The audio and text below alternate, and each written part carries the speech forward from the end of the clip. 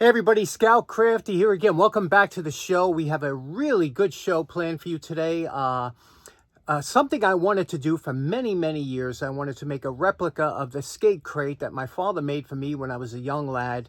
And today we're going to do it. And we got a couple other things to talk about. So let's get started right away. Okay, next up, you remember I picked this up at the auction at the tool meet.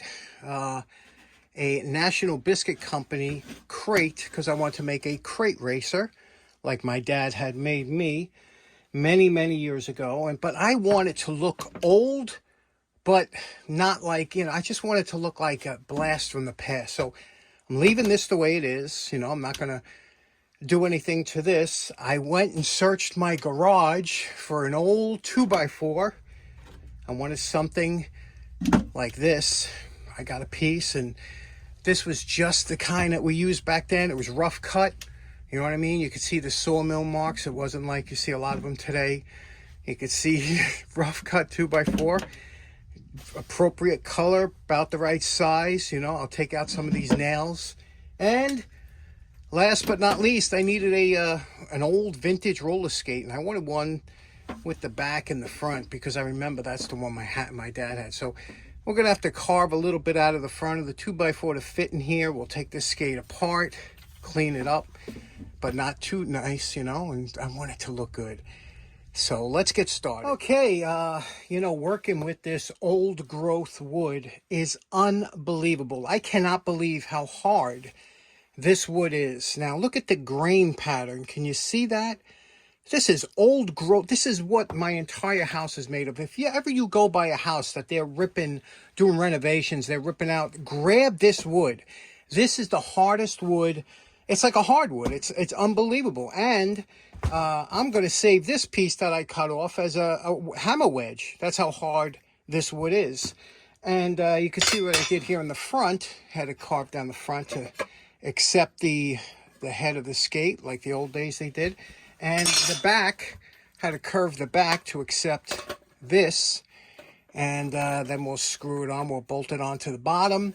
So that's coming good. And then we have the boxes going. I had to cut it down to the right length. I want it to look appropriate. And I'm going to use this this is very old. And I'm going to use this as the handlebars. I'm going to do something a little bit different. I've been looking forward to do this, so let's get working on it. Many times we have jars of old screws and things like that, and this is where they come in really handy because I want to use all period hardware for this. I want you that if you found this, you would think that it came from the 40s, that it's not modern. So you go through here and you pick out, especially when you're looking for screws like this. This is perfect for mounting the trucks, and you can see here how we did. This is all period hardware. You'll never be able to tell that this is new. Now, probably my first memories of using oil of any type was lubricating roller skate wheels. That was so much fun. I remember the difference it made and how nice it sounded after they were oiled up. Now, this is the handle that I wanted to use for the crate racer, and you can see here that we have a square edge. That's not nice. We want to round it over. Now, to do it the right way, or the way I would do it if I was doing a modern example of this crate racer, is I would use a round over bit in the router, and it makes a beautiful, perfect round edge on here. But if I want this to look vintage, nobody went through that trouble back then. So we're going to use, a lot of times they would carve it down. We're just going to use the belt sander and round it over. Okay, we rounded over the edges nicely, something that looked like it could have been done with a kid with sandpaper. Now what we're going to do is the hands from using it, this would be darkened, from the hand oil and sweat and whatnot. So to replicate that, what we're going to do is we're going to use some lemon oil followed by butcher's wax and make this look like it's been kind of hand worn. Now this is lemon oil, but actually it's mineral oil mostly. But they add some additives. This stuff is really good. It'll darken, you'll see it'll darken it nicely and blend it in here. And then when we put the butcher's wax on it, and we don't have to do the whole thing, but we'll, see that darkened it a little bit? Now we're going to use some Minwax finishing paste wax because this is a little bit softer than the butcher's wax and easier to apply. So this and the lemon oil will help it absorb, because the lemon oil will kind of soften it. And I'm going to show you a little trick here. See what we're doing here? I'm going to put this in, then we're going to hit it with the heat gun and let that absorb really into the grain. See how that looks? Couldn't find my heat gun right away, so I'm going to use the old torch.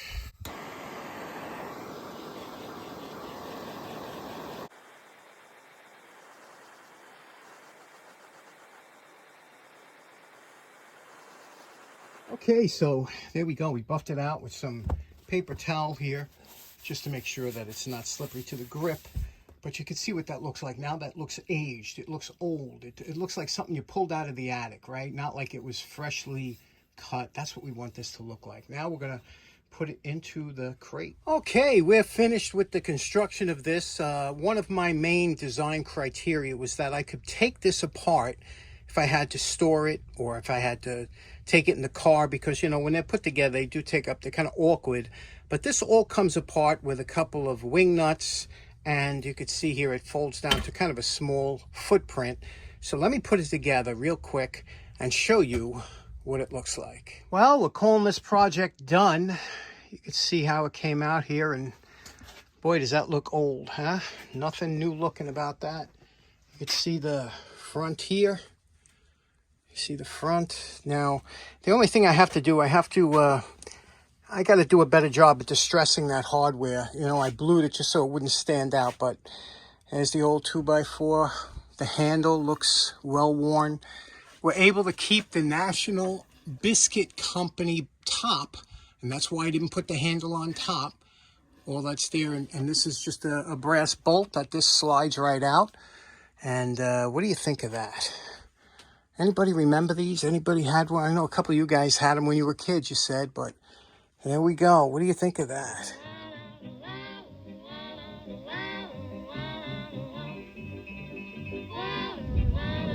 Okay, next up, let's have some fun. My good buddy Fred, you know him as Fred B Radio, has a YouTube channel, does all kind of radio restorations and things like that. Fred had asked me in the comments last video, he said he has a scraper that it was his dad's, and it just doesn't seem to work well. Let's talk about sharpening these things, and let's talk about scrapers in general.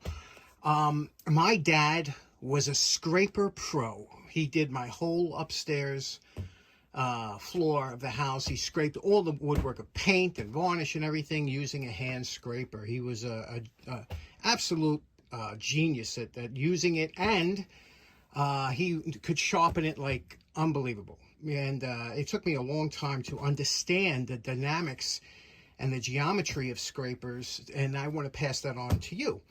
Now, here are some basic type of scrapers we're going to be talking about. Now, when you're scraping wood, there are different types of scrapers. There's card scrapers, which are very common for woodworking and furniture refinishing.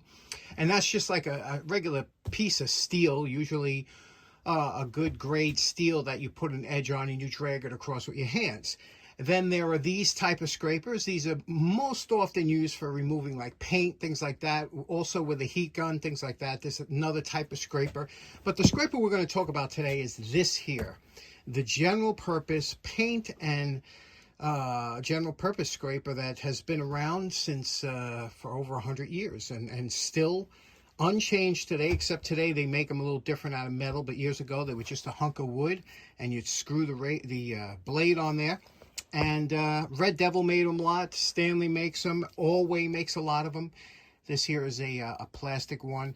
So let's talk a little bit about why I'm such a fan of these and all the work you could do with them. But the most important thing is if they're not sharp, you will go nowhere with them. Now, the funny thing is many times I'll be at a yard sale or something. You'll see scraper blades or whatever and cheap. And you say, wow, they're still in the package, never used. How come is that? It's because they can be sharpened, and one blade should last you almost a lifetime. I don't ever remember changing. Very rarely do you hit, unless you hit a nail or something, put a big gouge in it. These things will last you forever, and there's 4 sides that you could use too. So Don't bother buying a whole bunch of blades. The best thing to do is to learn how to sharpen the one you have. Okay, now a lot of times you'll hear me whenever I'm doing a restoration or something, I always say you have to bevel the end of a tool, and I'll show you what I mean. You know, if we have a square, let's say this profile here is you see this square profile, so to speak, on the top here. It looks like that. Now we bevel the edge because otherwise it'll be very sharp.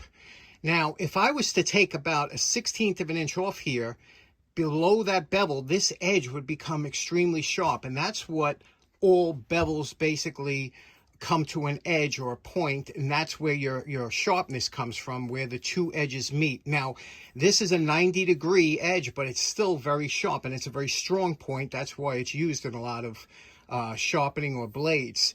Now, I'm going to show you here. I'm going to take this with a file down a little bit, and I'm going to show you how sharp. This is dull to the touch, right? And I'm going to show you. Now, here's a piece of wood here, untouched.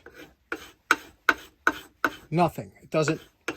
It doesn't do anything. Even on the corner, it just dulls nothing. It doesn't get any shavings. Now I'm going to sharpen. This is aluminum.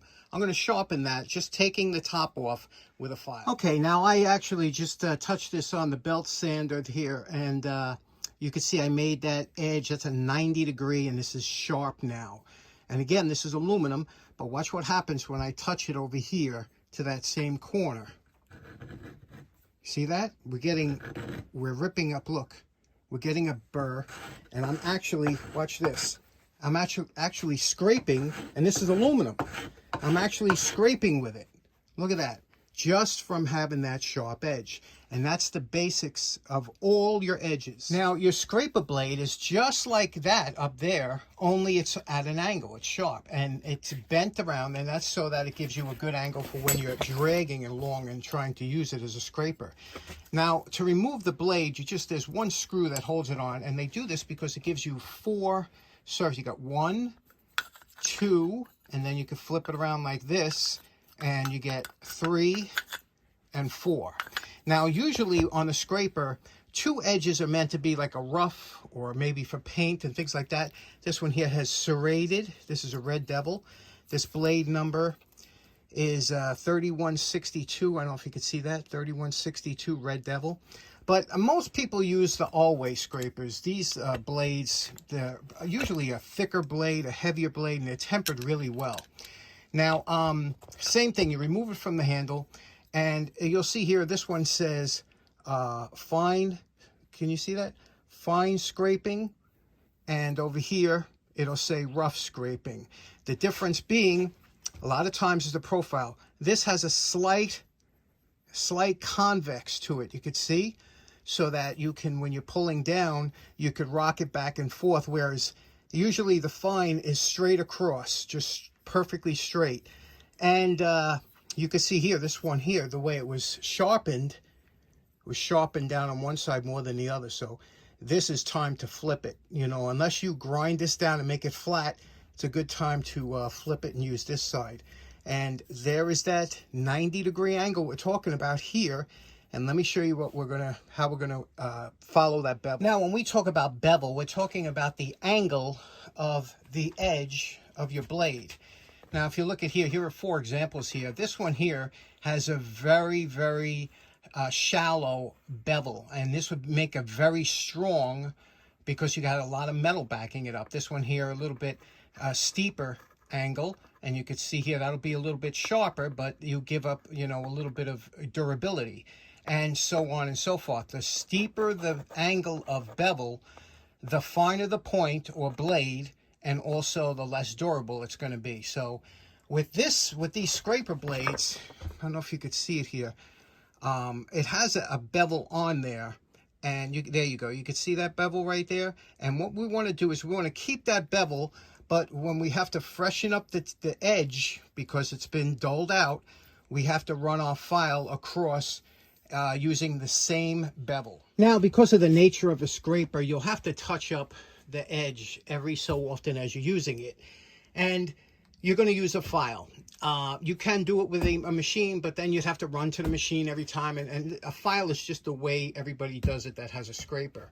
Now, there's different types of files depending on the teeth or the cut of the file, And what we want to use is a mill file.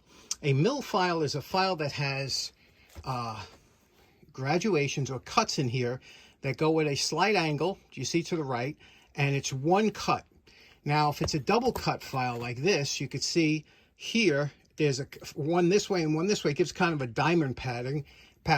And this file is good for removing a lot of material, but it doesn't give you a smooth finish. We want a mill file because that's important. Now, a lot of you, I guarantee, have never bought a file new. We've had them from our fathers, our grandfathers, handed down, whatever, and most of them are dull. Some of you have never in your life used a sharp file. And I was that way until about 15 years ago when I happened to come across this set. I bought a cheap set, and I was shocked at how different these files work because they were sharp. All the files I have were my grandfather's. They're all dull. Files are meant, you know, to have a lifespan, and then you toss them. Although you don't toss them, the metal's good to keep, but they're not good for filing anymore. They do have a lifespan. So get yourself a brand new file that's sharp, and that's what you're going to, that makes a huge difference. And then we'll work on the blade. Okay, now because of, like I said, you're going to be using this for a few minutes, and then you're going to quick hit it with the file as you're using it, couple strokes, then you're going to be going another 5 minutes, and then you'll see it's getting a little bit dull. You'll pull out the file from your pocket, you'll hit it 2 or 3 times, and you'll begin. So you're constantly sharpening these, just taking the, you know, that dullness out of the edge. Now, let me show you here. I have a piece of wood in the vise. You can use anything. And when you're doing this on the field, a lot of times you'll do this on your hip, or you'll put it against your side like this and get the angle right. But basically, we want to follow that bevel. Here, I put a block of wood in the corner vise here. I'm going to put this on top like this. This is comfortable for me. Now, because these go in an angle, the cuts here, you're going to run your file. When I'm going like this, that way, it's going against the file this way. So it's going perpendicular against all of these cuts, okay? So you're going to hold the file like this. You're going to put this on flat, and you're going to gently rub it across. Now, this is a sharp file. I'm telling you, even if you buy a cheap Chinese file, a sharp one, if you've never used a sharp file before, you have no idea what you're missing. You're just wasting your time. So as I gently stroke this across here, I will see if one side is shinier than the other. Then I want to adjust my stroke, but I'm hitting it right where I want to. And you're just going to run this across the length of the blade, just like that. There you go. That's all you need to do, and you'll see that shine come, and then you'll feel it's very sharp here. Okay, that's a little bit of a burr that's coming up, and let me show you what it looks like when we scrape the wood. That's all you need to do.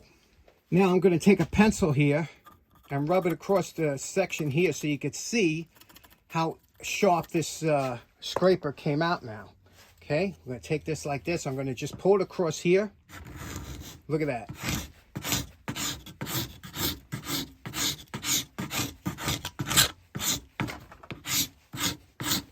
You see it's taking, you see it's curving up these sections. That's exactly what you want.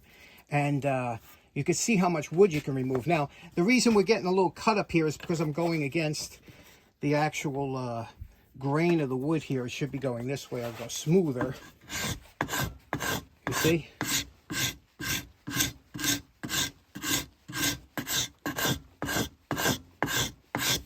Now you could take that down and it just does a lovely job. And now again, when you're using a scraper, you remember, as the grain of the wood, you have to make sure you want the grain of the wood pulling like I did now, whereas if I twist it around, it's going to be cutting into it. So you have to understand the grain of the wood and go with the grain. You see how this is working? Look at this.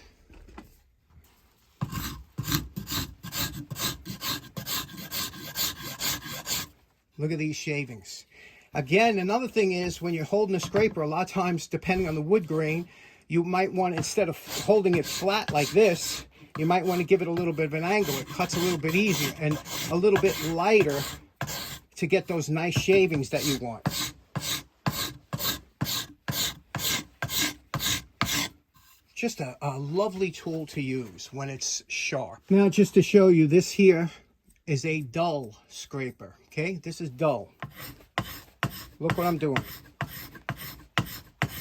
all it's doing, it's just taking hardly anything off. It's just riding on top of the wood, hardly taking anything off. Now let me go over it and sharpen it real quick and show you the difference.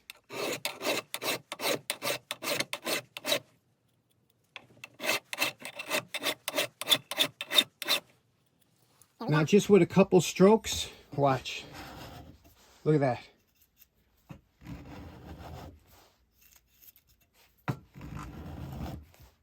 Look at that. Look at these shavings. And then if I go light, I'll take lighter shavings.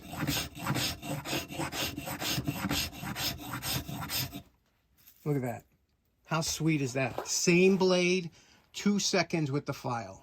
A sharp file. So, Fred, I hope that that helps out. But I'm telling you, everybody should go out and buy yourself a set of mill files. They come usually coarse. They call bastard. You know, they call them fine, medium, and coarse. Get yourself a set of 3 mill files, even the inexpensive ones, just to try out, see what a sharp file feels like. The difference between the cheap ones and like a Nicholson is the Nicholson, because it's a better steel, will last longer. The file will last longer. But if you've never tried a sharp file, any file will blow you away. So get yourself a set of mill files. If you see one of these at the flea market, pick it up. They can easily be resharpened, and they can do so much. They're really great tools. Okay, next up, got a question from my good buddy Mike up in Canada. Mike wanted to know, do I take any preventive measures for dealing with sparks in the shop? And that's a fantastic question, and I do. And let's talk about that real quick, because that's something a lot of us don't really think about. Now, a lot of you ask, why don't I weld? And that's because my shop is like a tinderbox down here, and welding down here would be a little bit risky, but eventually I'll get into it. You know, I'm going to try a different. But anyway, there are different kind of sparks that are made down the shop. There are sparks that you make from your grinder. There are sparks that are made from a flat disc when you're using the sanding disc, which I use all the time. And those type of sparks, believe it or not, are very hard to start a fire with. You know, you would have to hit it just right, because they only spark for 1 or 2 feet and then they become inert. Now, the sparks you really got to worry about are the ones that you get when you do any kind of, like using an abrasive cutoff wheel on them big 14-inch ones, because they get hot sparks. Also, welding. Welding creates a lot of sparks or something like that. So you know which ones that, the sparks that you make when they go 3-4 feet away and they're still lit up and bright, and they bounce and they're still lit up and bright, those are the ones you have to worry about. But most of the sparks I deal with aren't that. I use a flap disc or sanding. Those only go 15 inches tops and they die out. Now, if you're using a good thing to have, everybody should have it, is that if you work with anything flammable in your shop, is I bought a couple of these welding blankets. Now, they're not expensive, believe it or not what you would think. And you can see what they look like. They're a fiberglass blanket, okay?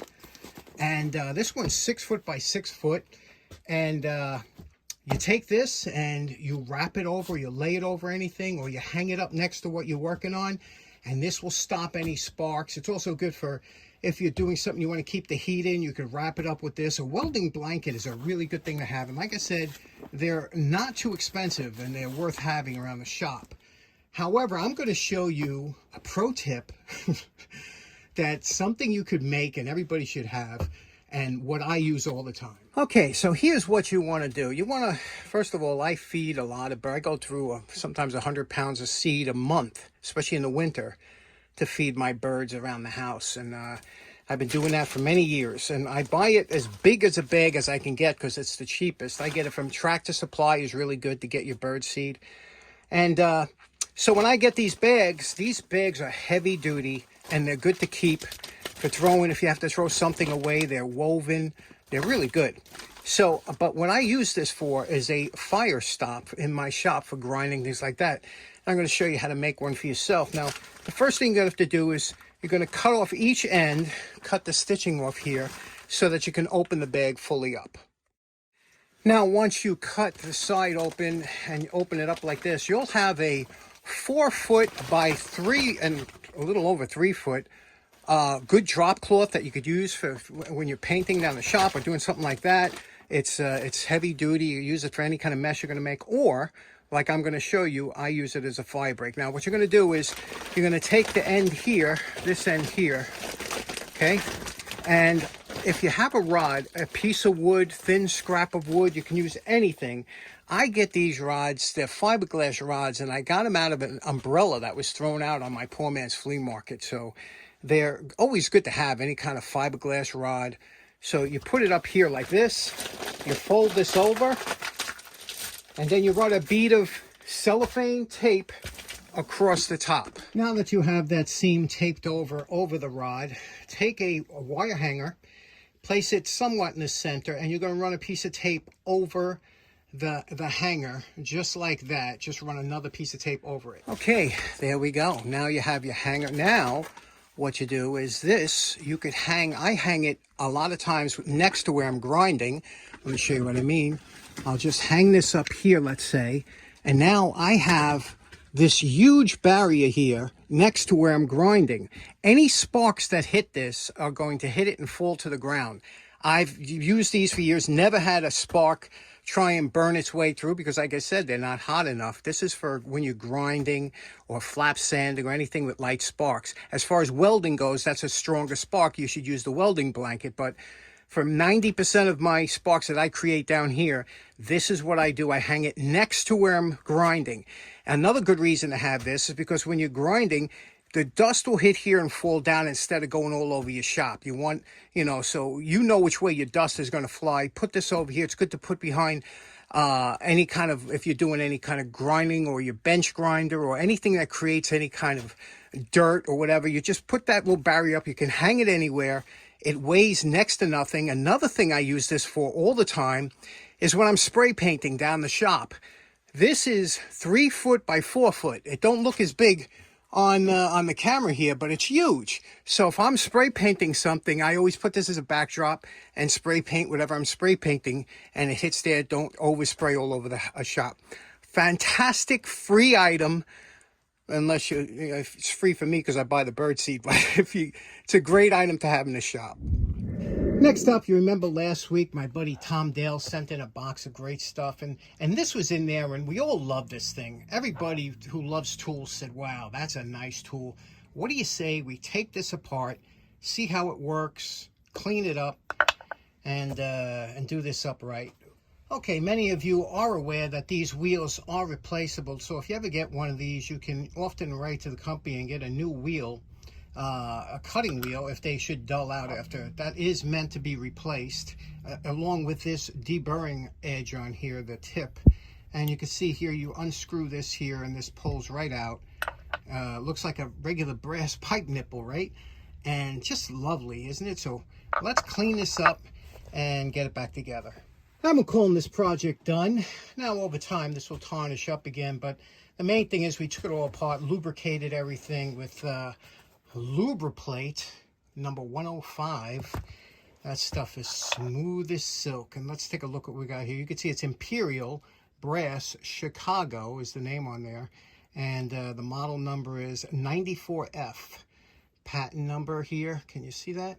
And you can see how nice and lovely this is. I'm going to put this in my drawer upstairs. Look how smooth this is now. I took all this off, cleaned it all, cleaned inside the barrel. Now it's packed with Lubriplate, and that is just smooth as silk. Even did the wheel, and just lovely, isn't it? What a beautiful tool. I wish they still took pride in making tools like this today.